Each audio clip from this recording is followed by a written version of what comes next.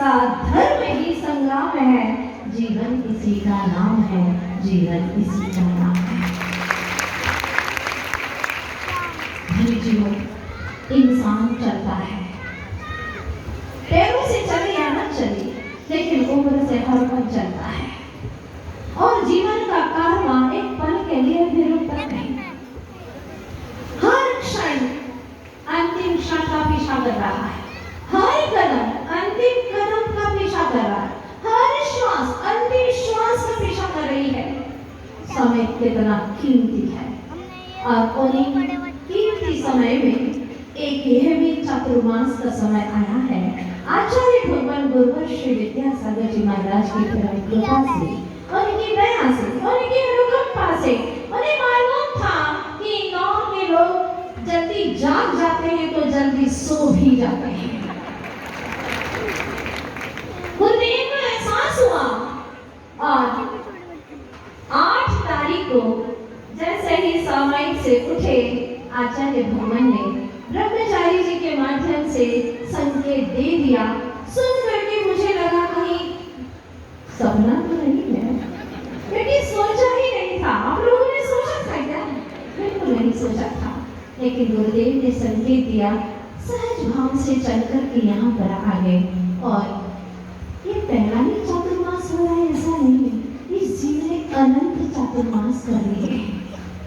अनंत चातुर्मास हो गए, अनंत काल बीत गया है, कुछ नया नहीं है। नया अगर कुछ है तो वह है परमार्थ। ये चातुर्मास अर्थव्यवस्था के लिए नहीं, परमार्थ की अवस्था को जानने, पहचानने और पाने के लिए मिला है, ऐसा आचार्य भगवान का कहना है। समस्या से तपस्या की ओर जाने के लिए है चातुर्मास, भोग से योग की ओर अग्रसर होने के लिए है चातुर्मास, अहम का विसर्जन करके अरहम की उपलब्धि करने के लिए है चातुर्मास, वासना को तिरोहित करके उपासना में ढल जाने के लिए है चातुर्मास। संक्षिप्त में यही कहना चाहूंगी, चातुर्मास 4 अक्षर है, चातुर्मास। 4 यानी चारों गतियों की परिभ्रमण दशा को जो मिटा दे, ऐसा कुछ अनुबंध कर ले, इसके लिए है चातुर्मास। कुछ ऐसा इंतजाम कर ले कि चारों गति में परिभ्रमण न करना पड़े। आप लोग कहते हैं बड़ा चतुर है, अरे चतुराई तो इसे कहते हैं जो चारों गतियों का परिभ्रमण मिटा दे, उसका नाम चतुराई है। किसी की आंखों में धूल झोंक दे, किसी को कुछ ऐसा करने की इच्छा करके षड्यंत्र कर दे, इसका नाम चतुराई नहीं है। जो 4 गतियों का परिभ्रमण मिटा दे, उसका नाम है चतुराई। तो सबसे पहला अक्षर है चार, चारों गतियों का परिभ्रमण मिटा दे, इसके लिए है चातुर्मास।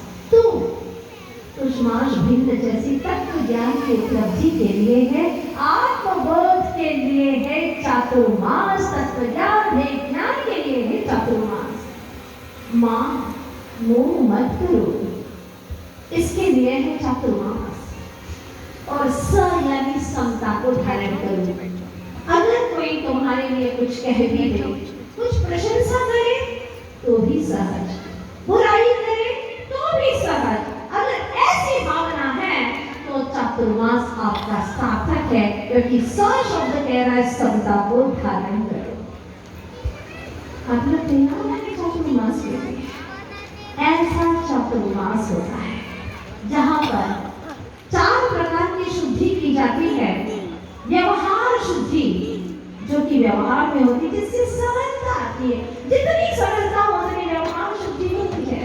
दूसरी बात है आचार शुद्धि, अर्थात सहज भाव से, उसमें सरलता थी, इसमें सहजता है। आचरण में अगर और ही पवित्रता आती है तो तीसरा नंबर हो जाता है फिर विचार शुद्धि, व्यवहार शुद्धि, आचार शुद्धि, विचार शुद्धि। अब ये तीनों शुद्धियां आ गई जिसके जीवन में, चौथी शुद्धि जरूर आएगी, वह है आत्मशुद्धि। समता के माध्यम से आती है। और जिसने अपने जीवन में 4 शुद्धियां आहुतियां पाली, उसका चातुर्मास आनंद संपन्न हो गया। आप लोग बोलते हैं निर्विघ्न संपन्न हो, निर्विघ्न संपन्न होगा। आज आप सभी लोग तय कर लो कि मुझे भी चातुर्मास करना है। कराया तो कई बार है, लेकिन इस बार का चातुर्मास आपको भी करना है। एक बात पूछना चाहती हूँ, यदि स्कूटर से आप जा रहे हैं और आगे कोई बच्चा आ जाए तो आप ब्रेक क्यों लगाते? बच्चे की सुरक्षा के लिए ही कि अपनी सुरक्षा के लिए भी? बोलो ना, अपनी भी सुरक्षा है। बस इसी प्रकार से आपको सिर्फ चातुर्मास कराना नहीं है, खुद को भी करना है। भले ही कलश कुछ महानुभावों ने, पुण्यार्जकों ने यहाँ पर कलश स्थापित करने का संकल्प लिया, लेकिन ज्ञान कलश हृदय में सबको भरने का संकल्प करना है। भले ही चित्र किसी एक परिवार ने अनावृत किया है, लेकिन चित्र का अनावरण तो सभी को करना है। भले ही श्रीफल कुछ लोगों ने ही समर्पित किया है, और वैसे भी कलश जैसे मंगल माना जाता है, वैसे श्रीफल भी मंगल माना गया है। आखिर क्यों? कभी आपने सोचा हो?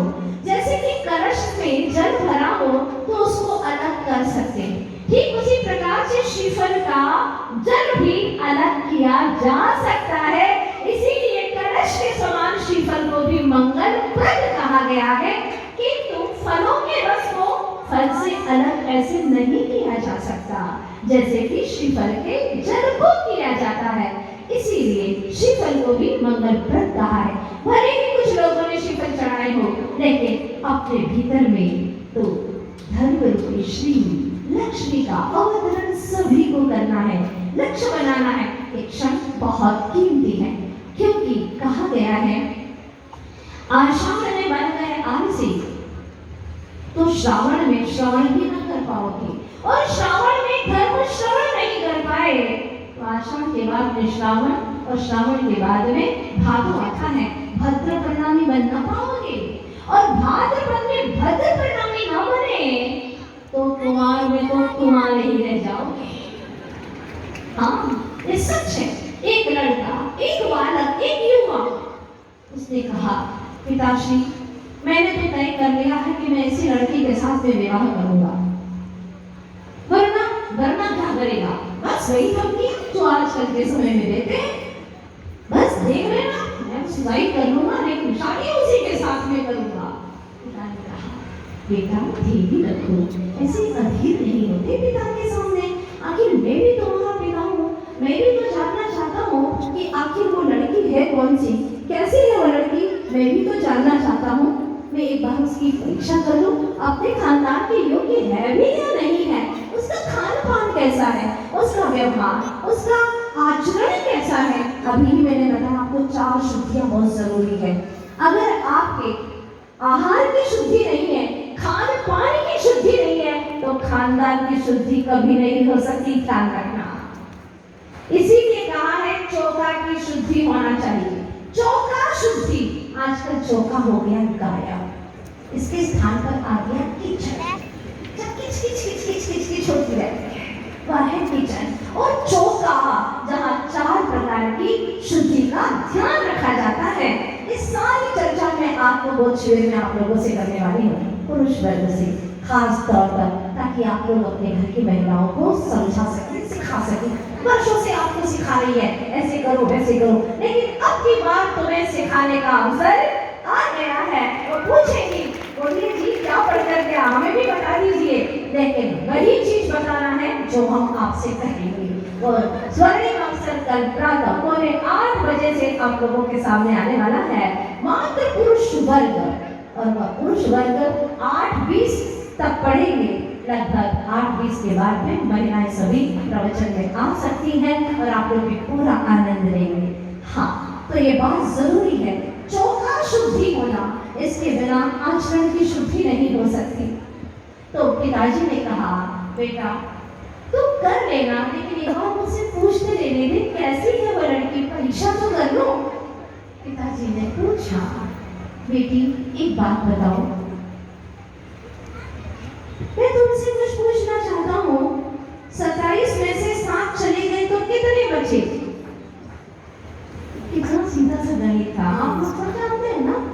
27 में से 7 चले गए, कितने बचे? 20।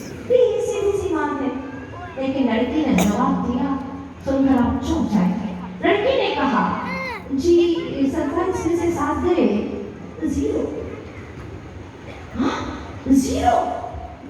लड़की ने कहा, हे भगवान, मैं तो कहाँ इस पागल के चक्कर में आ गया था। 27 में से 7 गए तो 0 बता रही है। पिताजी शांत थे। फिर पिताजी ने पूछा, क्योंकि चेहरे को देख रहे थे, पढ़ रहे थे पिताजी कि यह सामान्य जवाब नहीं दे रही है, इसके जवाब में बहुत बड़ा रहस्य छिपा हुआ है। फिर पिता ने पूछा, बताओगी 12 में से 4 चले गए तो कितने बचे? उसने तनिक सोच करके जवाब दिया, 0। लड़का भागने लगा, मुझे नहीं शादी कर सकता इसी बात लड़के से जिसको इतना सा सीधा सा घड़ी तो नहीं आता, उससे मैं विवाह करके क्या करूंगा? आज के समय में तो बच्चों को पढ़ाने के पहले माँ बाप को पहले पढ़ाना जरूरी हो गया है। जब माँ बाप भी नहीं जानते तो बच्चे क्या पढ़ेंगे? इसलिए मैं तो ऐसी लड़की से शादी नहीं करना चाहता। पिता ने हाथ पकड़ करके रोका, रुको, और पूछा, मैं ये जानना चाहता हूँ कि तुमने जो 27 में से 7 गए तो 0 कहा, आखिर क्यों कहा? उसने कहा, बात सीधी सी है, 7 ही नक्षत्र ऐसे होते हैं 27 नक्षत्र में से जो कि वर्षा के लिए होते हैं, और अगर 7 नक्षत्रों में वर्षा नहीं हुई तो सारे 20 नक्षत्र बेकार हैं, कोई कार्यकारी नहीं है, बारिश नहीं, प्रकृति कैसे पुलकित होगी, कैसे लोगों का जीवन चलेगा? इसलिए 27 में से 7 गए तो 0। बेटे की आंखों में आई रोशनी, तनिक रुका। फिर पिता ने पूछा कि बताओ 12 में से 4 गए तो तुमने 0 कैसे कहा? सीधी सी बात है, अगर 12 महीने में 4 महीने चातुर्मास के न किए धर्म ध्यान और ऐसा ही विषय भोग में बीत गया तो उसका तो सारा वर्ष ही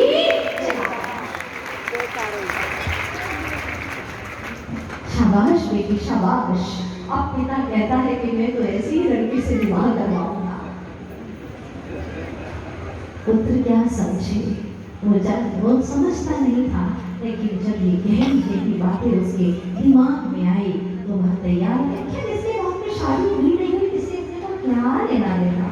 हो या न हो, हम तो चातुर्मास की स्थापना के लिए यहाँ पर बैठे हुए हैं, और यह चातुर्मास चौमासा जिसे कहते हैं, चारों तरफ मास यानी जीव, चारों तरफ जीवों की उत्पत्ति हो जाती है, तो एक स्थान पर ही रुकना आचार्य भगवंतों ने तीर्थंकर भगवंतों ने साधु के लिए कहा है, जिनका मन तो स्थिर रहता है लेकिन चरण चलते रहते हैं, उनके लिए कहा कि आप 4 महीने के लिए चरण को भी स्थिर कर दो, ताकि लोगों का जो मन अस्थिर है वो स्थिर हो जाए। जो लोगों का मन विषय भोगों की ओर जा रहा था वो योगों की ओर आ जाए, जो समस्याओं में तड़प रहे थे वो तपस्या की ओर आ जाए, जो अहम में अहंकार में खो रहे थे, अपने आप को परेशान हो रहे थे, उनको अनहम की ओर ले आ सको, जो वासनाओं में जीवन को बर्बाद कर रहे थे उन्हें उपासना की ओर ला सको, वह जीवन के समय का मूल्यांकन कर सके। और आप बखूबी जानते हैं कि 4 माह में एक दिन के 24 घंटे तो 4 माह के कितने घंटे हो गए? 2880 है ना, इतने घंटे हो गए। मैं आपसे कहूं कि अगर किसी के यहाँ पर 4 दिन के लिए मेहमान जाना है तो आपको अपना घर छोड़ना अच्छा नहीं लगता, और हम आपके यहाँ पर 4 महीने के लिए आ गए, तो अतिथि के साथ में कैसा अपने को व्यवहार करना है ये समझ लेना, ताकि हम जब यहाँ से चातुर्मास के बाद में मिल सके गुरुदेव को गुरुदेव इंदौर के लोग जैसे कहीं लोग मैंने नहीं, बहुत अच्छे हैं, बहुत अच्छे हैं। जब मैं ऐसा देखो तो गुरुदेव फिर से यहाँ पर उनके चरण इंदौर में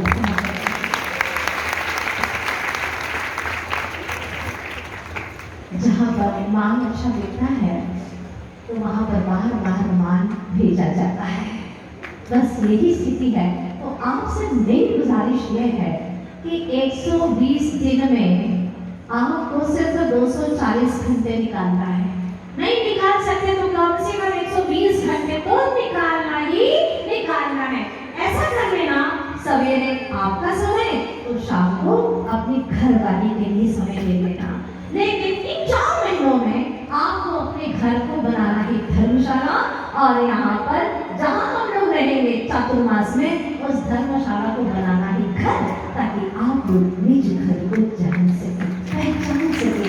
आचार्य भगवान बुद्ध स्वामी कहते हैं, पर मठम यकातिगो जो कुलनी तमम वदम चिथानेति तम सबं भारतमं भारतम ही विंति संपन्नो।